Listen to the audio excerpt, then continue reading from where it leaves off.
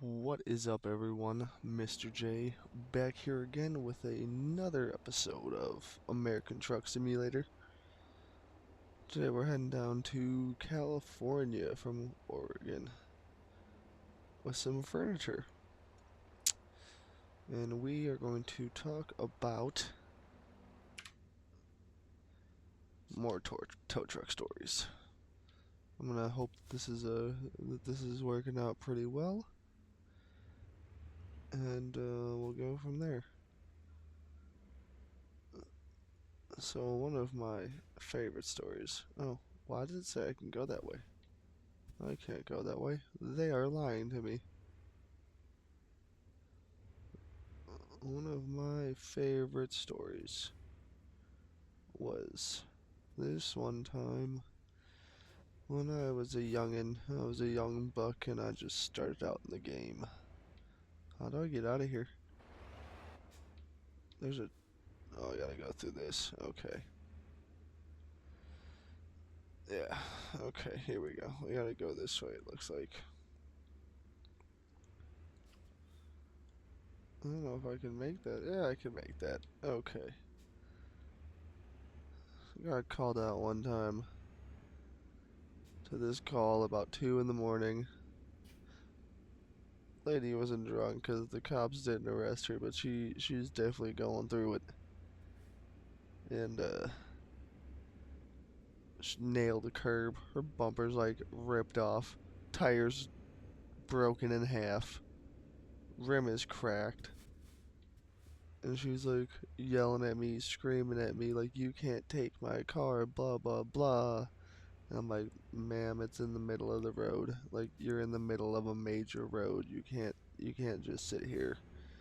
The police officer wants it gone. It's gonna go." "No, it's not going anywhere. Blah blah blah blah blah." And the cop gets out of out of his car and he's like, "What's going on?" I'm like, "She doesn't want me to take her car." And he's like, "Yeah, no, that's not how this works. He's taking the car and you can deal with it later." And she's just freaking out the entire time, and it was an entire just nightmare, just a complete nightmare. And continuing with the crazy people, there was one time went out to we'll call it the hood of town. It wasn't like it's like not the nicest part of the neighborhood. And I got out there again, middle of the night, like midnight, 1 o'clock in the morning. Get called out there, and somebody jumped the curb. Like, it's an apartment complex, and someone jumped the curb and is like halfway in the field on top of the curb. And I'm out there and everyone starts gathering around, and all the neighbors come out of the apartments because there's cops and fire trucks and all types of stuff.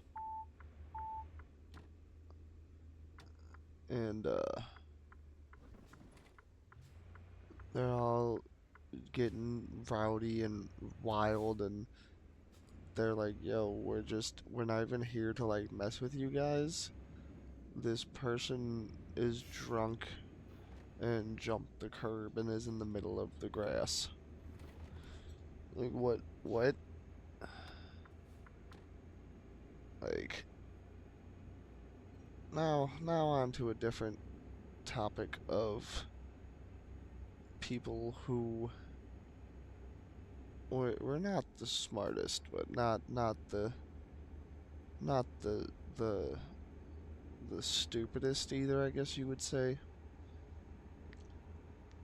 So I went out one time out to the interstate, picked up this one person about 5 miles away. They had a flat tire. It was a weekend. None of the tire shops were open. They wanted to go to Walmart. And I'm like, "Sir, the Walmart's closed. Like, the tire shop is not open. They're not going to have a tire, especially not for your Lexus." So he's like, okay, well then I want to go here, which is 35 miles in the opposite direction of where he is currently at. And I'm like, okay, we can do that if that's what you want to do. We can make that happen. Oh man, the scale is full.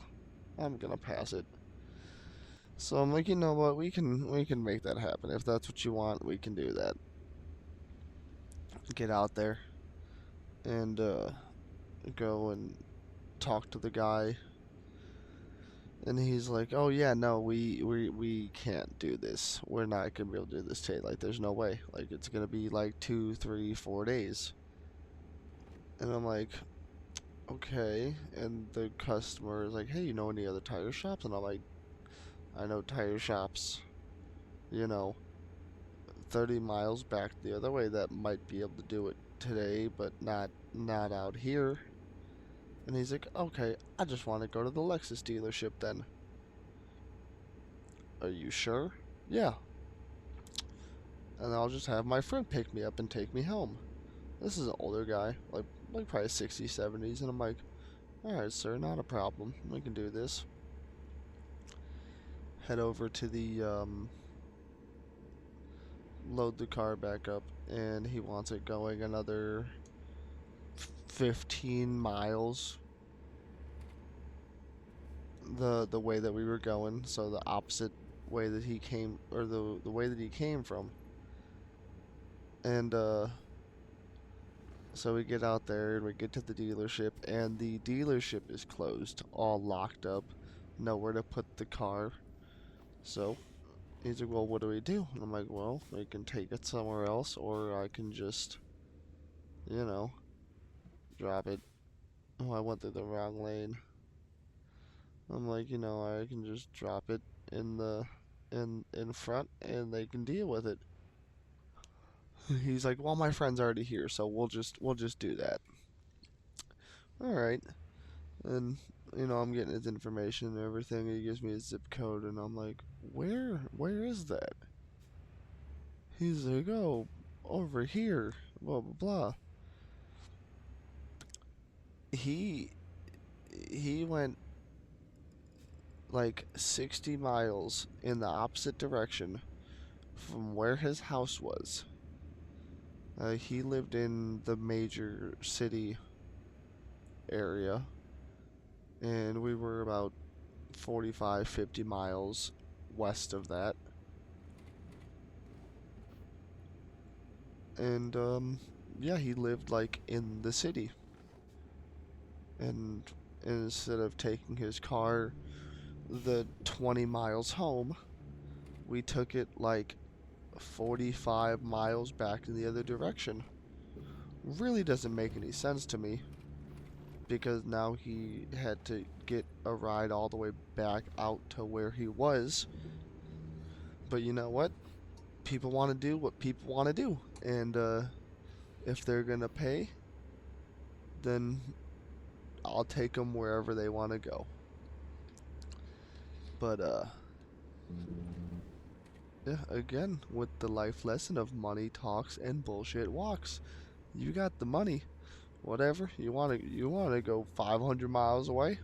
Let's go, man. Just some people definitely don't use their brains, and it's it's funny because a lot of the older generation does not use their brains, and they're supposed to be the ones that are teaching the younger ones, and they just don't think. It's pretty terrifying sometimes.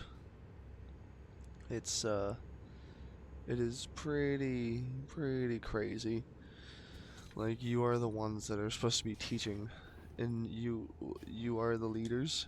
You are the presidents, the 40s, the 50-year-olds.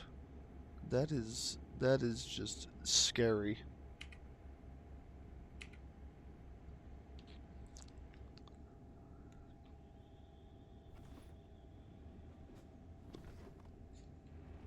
Trying to think of another little short one that isn't as bad.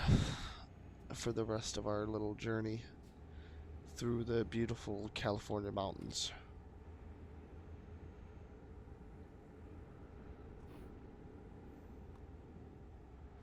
There's this one dude who got arrested one time out. He ran from the cops in a little sedan, which had no chance at all, and ended up in the middle of a farm field.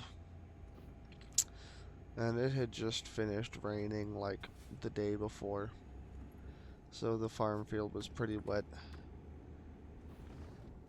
Oh no! Oh man, almost wrecked it. Whoops. So I get called out there, and the cops are still there, and the guy is in handcuffs in the back of the squad car, super drunk. It's summertime, so they have the windows of the squad car open. And I'm like shin deep, calf deep in mud, trying to get to this car, get it hooked up. And I hear the dude going, "Hey man, don't ruin my car, don't get my car dirty, blah blah blah," from the back of the squad car. And I look at him, I look at the cop, I laugh a little bit, and I drag that car straight through the mud. There, he was probably power washing mud out of that car for like weeks. And I'm like, dude, don't tell me how to do my job. Especially when you're the one who just got arrested for running from the cops drunk. You, sir, have no right to talk. Well, we're bobbing and weaving now. We are bobbing and weaving. You know, I definitely think being a tow truck driver is pretty fun. It has its moments, has its ups, has its downs, but we always get it done. You always get it done.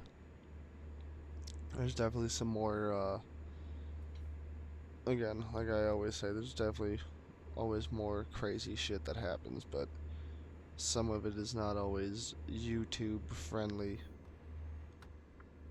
Some of it is not always the best and the most fun to talk about. As you know, when you do police tows and you do accident tows, people die in car accidents sometimes, and that's no fun. But, you know, helping people out and getting to see some of the things that we do get to see and running into some of the situations is definitely it's a one of a kind job.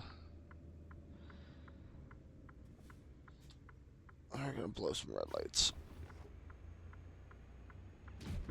Oh, what? That was just a curb. How did I get damaged from going over a curb?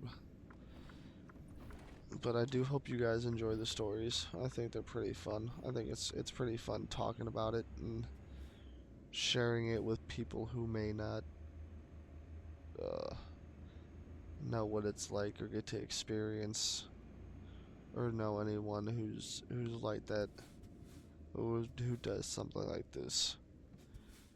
It's uh it's pretty fun because I've taken my friends with me. Like, we're allowed to take passengers sometimes, so I've taken friends with me and stuff like that. Family members, showed them what it's like, and it definitely it's a good eye opener for people who don't pay attention when they drive. Because you never know what you're getting into. So you could be having a normal day and then an accident because someone was texting and driving or whatever, and it makes people that you bring with, it makes them pay attention a little more.